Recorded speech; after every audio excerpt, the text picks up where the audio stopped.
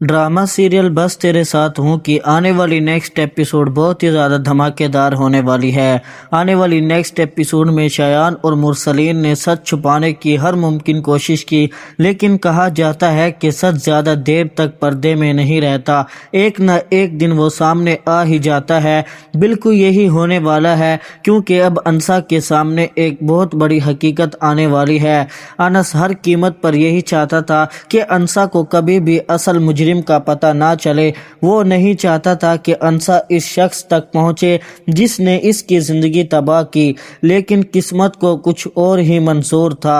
अब अंसा सिर्फ सिकंदर साहब से ही नहीं मिलेगी, बल्कि सिकंदर भी असल मुजरिम का नाम जान लेगा।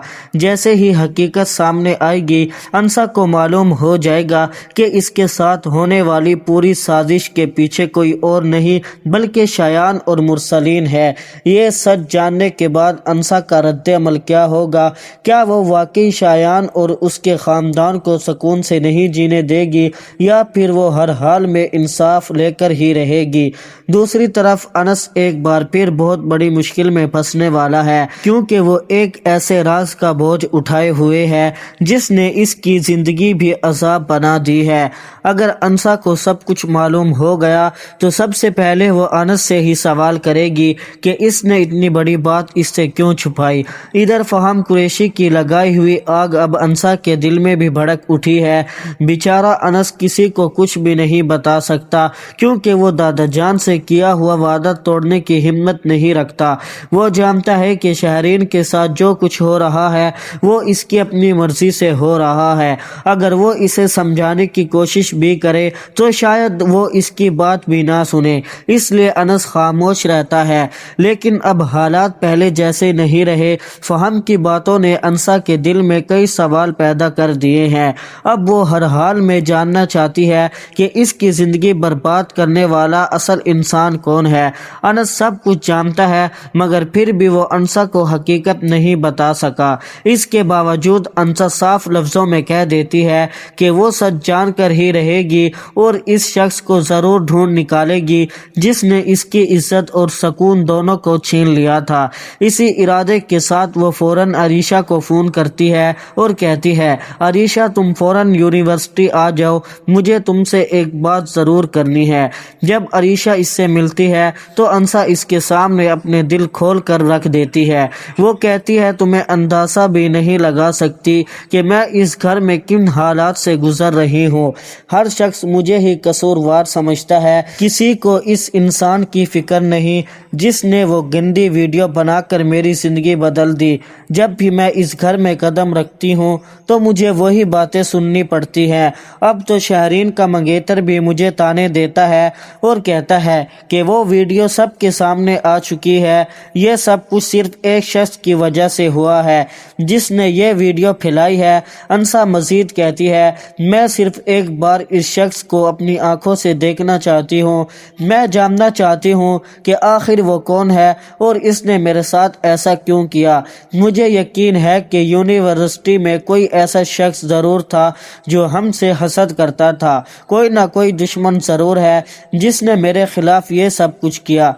अरीशा प्लीज अपने वालिद से बात करो, इनसे कहो कि जल्द से जल्द इस मामलात की तहकीक करे। ये सब सुनने के बाद अरीशा फौरन कहती है, अगर बात ऐसी है तो फिर हमें देर नहीं करनी चाहिए, अभी चलते हैं बाबा के पास। वैसे भी इनके दोस्त वापस आ चुके हैं जो साइबर क्राइम के मालूमात देखते थे। अगर हम इनसे मदद लें तो शायद जल्द ही हकीकत सामने आ जाएगी। ये सुनकर अंसा को भी एक नई उम्मीद मिल जाती है। दोनों फौरन सिकंदर साहब के दफ्तर पहुंच जाते हैं ताकि इनके दोस्त से मुलाकात कर सकें। वहां अंसा पूरी बात शुरू आखिर तक बताती है, फिर वो वीडियो का लिंक भी इन्हें दे देती है और दरख्वास्त करती है कि जल्द से जल्द मालूम किया जाए कि इस घिनौनी हरकत के पीछे कौन है। सिकंदर के दोस्त पूरी बात गौर से सुनते हैं और फिर कहते हैं, सबसे पहले बाकायदा शिकायत दर्ज करनी ज़रूरी है। अभी तक इस मामले में किसी ने ऑफिशियल रिपोर्ट दर्ज नहीं करवाई। अगर आप साइबर क्राइम में दरख्वास्त जमा करवा देती हैं और तमाम मालूमात फराहम कर देती हैं तो हम बहुत जल्द असल शख्स तक पहुंच सकते हैं।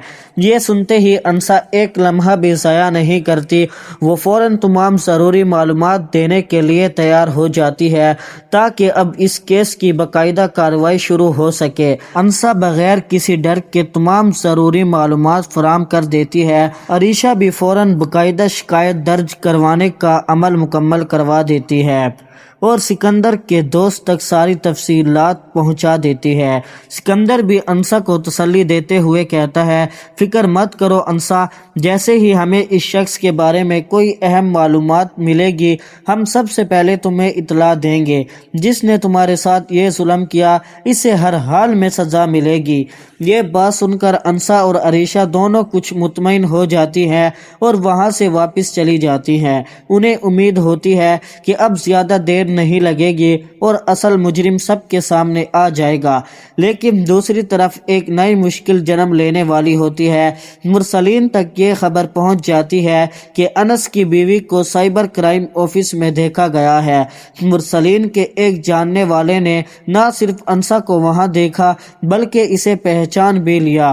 وہ فوراً مرسلین کو فون کرتا ہے اور کہتا ہے، بھائی لگتا ہے تمہارے بیٹے کی بیوی نے اب واقعی شکایت درج کروا دی ہے۔ آج میں نے اسے سائبر کرائم آفس میں بیٹھا دیکھا ہے۔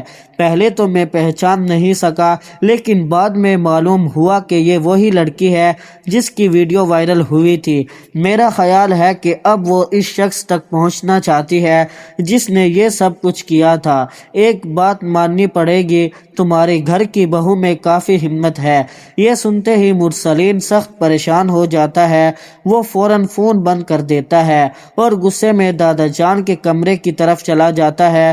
وہاں پہنچ کر وہ کہتا ہے، میں نے صرف ایک بات کہی تھی کہ اس لڑکی کو اس معاملے سے دور رکھو، لیکن کسی نے میری بات نہیں مانی۔ اب دیکھ لیں وہ سیدھا سائبر کرائم تک پہنچ چکی ہے۔ اسی دوران شازیہ، انس اور انسا کو بھی وہاں بلایا جاتا ہے۔ جیسے ہی سب جمع ہوتے ہیں مرسلین غصے سے انسا کی طرف دیکھ کر کہتا ہے، آخر ایسی کیا ضرورت تھی کہ تم سائبر کرائم جا کر اس آدمی کے خلاف رپورٹ درج کروا رہی ہو؟ ابو جان، اب ہمارے گھر کی بہو پولیس کے چکر لگا رہی ہے۔ یہ سنتے ہی انس فوراً انسا سے کہتا ہے، میں نے تم سے کہا تھا کہ ایسا مت کرنا، پھر بھی تم وہاں کیوں گئی؟ انسا بغیر ڈر جواب دیتی ہے، میں نے تم سے کہا تھا کہ تم میرے ساتھ چلو لیکن تم نہیں گئے۔ جب تم نے میرا ساتھ نہیں دیا تو مجھے خود جانا پڑا۔ یہ جواب سن کر مرسلین مزید غصے میں آ جاتا ہے اور کہتا ہے، یہ کیا بات ہوئی انس، تم اپنی بیوی کو بھی نہیں روک سکتے؟ اگر وہ اپنی مرضی سے سب کچھ کرے گی تو پھر تمہاری حیثیت کیا رہ جائے گی؟ مرسلین کی یہ بات سن کر انسا فوراً جواب دیتی ہے، انکل بہتر ہوگا آپ ہمارے معاملات میں مداخلت مت کریں، یہ میرے اور میرے شوہر کا ذاتی مسئلہ ہے، آپ کو اس میں بولنے کی کوئی ضرورت نہیں۔ مرسلین سخت لہجے میں کہتا ہے، میرے سامنے اس لہجے میں بات مت کرو، میں ایسی بدتمیزی ہرگز برداشت نہیں کروں گا۔ لیکن انسا بھی پیچھے ہٹنے والوں میں سے نہیں ہوتی۔ وہ کہتی ہے، اگر آپ کا اس معاملے سے کوئی تعلق نہیں تو پھر آپ کو غصہ کرنے کی بھی ضرورت نہیں۔